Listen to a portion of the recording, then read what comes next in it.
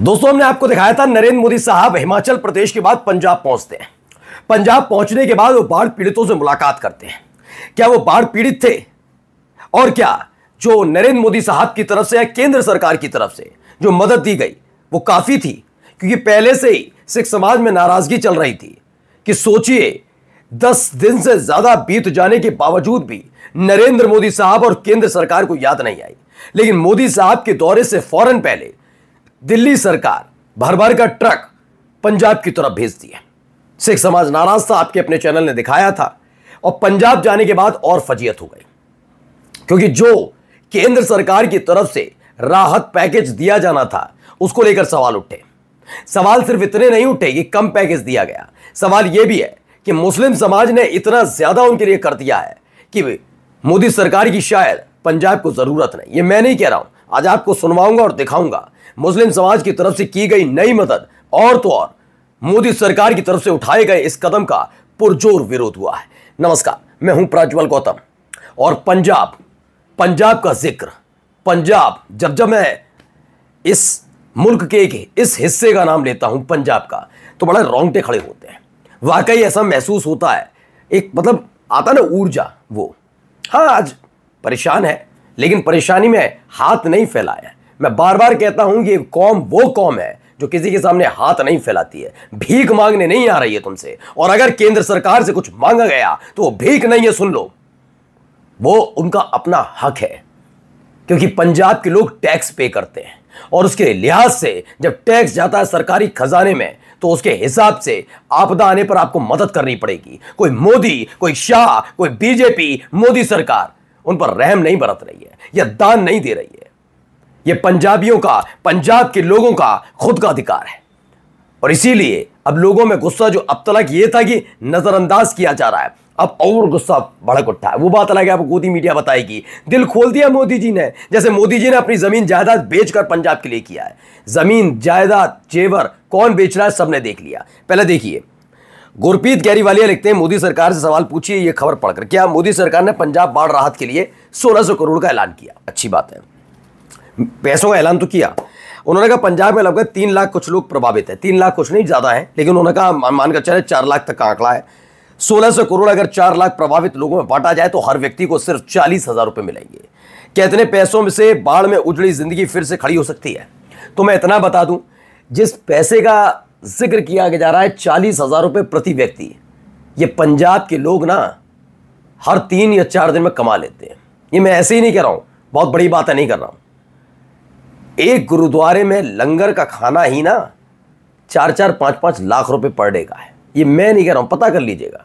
तो सोचिए, यहां गुरुद्वारे में बिना जात धर्म पूछे, बिना पीठ थपथपाने के मौके के साथ, बिना फोटो खिंचवाने के साथ जो ऐसे ही करते हो। पंजाब नहीं कह रहा हूं, देश के किसी भी कोने में चले जाइए, गुरुद्वारा जहां पर होगा लंगर फ्री में, लंगर ऐसे ही मिल रहा होगा।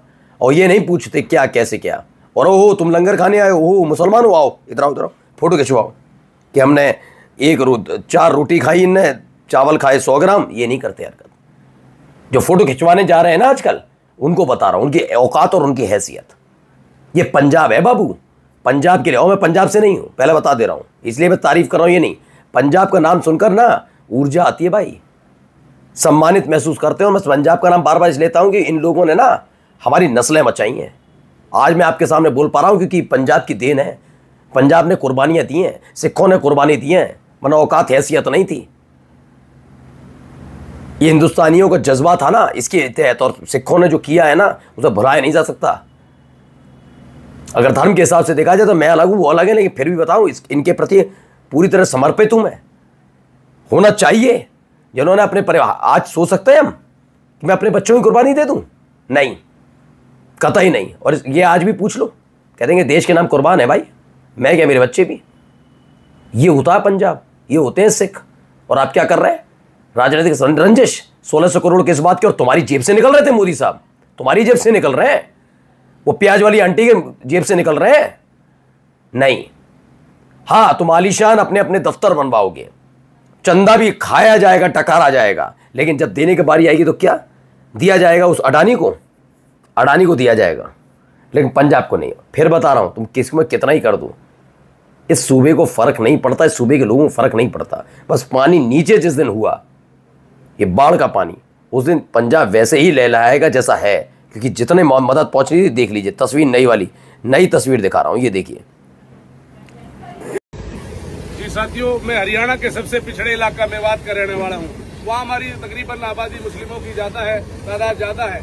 लेकिन जैसे हमें पता चला कि जिस तरह से पंजाब के अंदर बाढ़ आई, हमारे सिख भाइयों, हमारे पंजाबी भाइयों परेशानी खड़ी हुई और आपदा आई कुदरत की तरफ से, तो फौरन हमारे इलाके से हम जो एडवांस टीम में, हमारी कमांडो टीम के 8-10 साथी एडवांस पहुंचे। हमने ऑब्जर्वेशन किया और कपूरथला पहुंचे सबसे पहले। तो वहीं से ऐलान किया हमने कि फौरन मेवातियों निकल जाओ, अब वक्त आ गया पंजाब के साथ। कौन है भाई ये? वक्त में सेना में अपना सेवाएं दे चुके हैं, ऐसा दावा किया जाता है। और शाबाश, मेवात चल रहा है। पंजाब बाढ़ पीड़ितों के लिए मेवात के मुसलमानों ने बहुत मदद की। दहेज के सभी बर्तन दे दिए, दहेज के। अभी तक खबर क्या थी? जेवर दे दिए। बच्चे क्या कर रहे हैं? गुल्लक तोड़ रहे हैं। बच्चियां क्या कर रही हैं? एजा पैनी छोटी छोटी बच्चियां क्या कर रही हैं? शर्म तो कम से कम उनसे ही सीख लेते। वो अपना जेब खर्च दे रही हैं। और हमने क्या दिया? इतना रुपया पूरे देश से उठाने के बाद, आलीशान अपनी पार्टी के दफ्तर बनाने के बाद, तमाम विधायकों की खरीद फरोख्त के बाद, विदेशों में दौरे के बाद 1600 करोड़ रुपए दे दिए पंजाब। बुद्धू, मैं तो कहता हूं और कम देने चाहिए थे और देते ही नहीं। अच्छा, नहीं जा रहे थे तो क्या हो रहा था? पंजाब परेशान था? पंजाब भीख मांग रहा था क्या? नहीं ना। पंजाब किसी एक सिख को दिखा दी, इसने कहा दे दे दे दे दे दो। हमने कहा, मुंह पे इस्तीफे पड़ रहे थे तुम्हारे, तब तुम गए हो। और देख लो, ये लोग खड़े हुए हैं। दहेज के सभी बर्तन दे दिए, अनाज के रखे हुए गल्ले सब दे दिए। कई लोगों ने अपनी दुकान का 25% जनरल सामान पंजाब के लोगों के लिए वक्फ कर दिया। वक्फ, ओहो वक्फ, ये मत बोलना, ये गंदा है, ये गलत शब्द हो जाएगा भाई। वक्फ से चिढ़ते हैं लोग, फिर जांच बैठा देंगे। इन्हें वक्फ से तो दिक्कत है, ये अपने जेब से कुछ नहीं दे सकते, वक्फ संपत्तियों से दिक्कत हो। देख लिया। अब आइए अगली तस्वीर देखिए, अगली तस्वीर। एक गांव के घर पे आया हूं और घर के छत पे जब चढ़ के देखा है तो चारों तरफ आप देखेंगे कि किस तरीके से हालात हैं। ऐसा लग रहा है कि टापू बन गया है, एक आइलैंड की तरह बना हुआ है। और जहाँ पे भैंसें बंधी होती थी वहाँ पानी है, सैलाब है। और यहाँ सड़क थी, सामने एक सड़क है जो सड़क जाकर के मेन सड़क को जोड़ती है, वो सड़क भी नहीं दिख रहा। केंद्रीय भाजपा सरकार पंजाब के बाढ़ पीड़ितों के साथ बिल्कुल सौतेला व्यवहार कर रही है।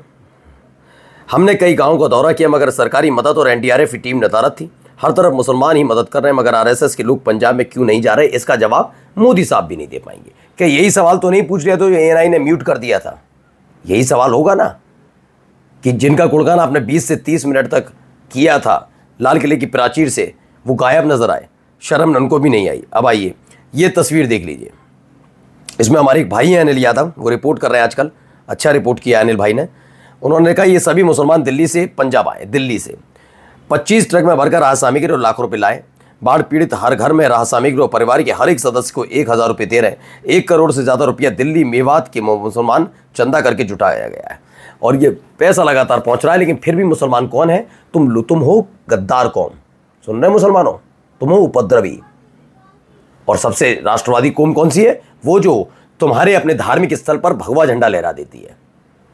ये बांटने वाली बात नहीं कर रहा हूं मैं, ये आईना दिखा रहा हूं उनको जो उत्पाती कौम है हकीकत में, जो जबरदस्ती शांति दूत बनकर बैठी हुई है। कौम नहीं, हमारे यहाँ कौम नहीं होते भाई। हर एक कौम में ऐसे उत्पाती संगठन होते हैं जिसे जबरदस्ती कौम से जोड़कर अगर मुसलमान करेगा तो पूरा मुसलमान उपद्रवी, आतंकवादी, ये वो। और हमारे यहाँ होगा तो ओह ये तो गलत हो गया। ये सारे हिंदुओं से नहीं जोड़ना है, सारे, बिल्कुल कहता हूं कभी नहीं जोड़ता और मैं नहीं जोड़ूंगा। ऐसे निकम्मे लोगों को कभी अपने साथ नहीं जोड़ता। हिंदू हो ही नहीं सकते, सनातनी हो नहीं सकते, निकम्मे हैं, नीचे। आइए अगली खूबसूरत तस्वीर आपको दिखा रहा हूं। पहले तस्वीर देखिए, यह तस्वीर है गुरुद्वारे की, जहां पर अलग अलग जगह से लोग पहुंचे थे और सामान लेकर पहुंचे और नमाज का वक्त हो गया। नमाज अता करने की जगह चाहिए थी, गुरुद्वारे खोल दिए गए, आइए नमाज अता करिए।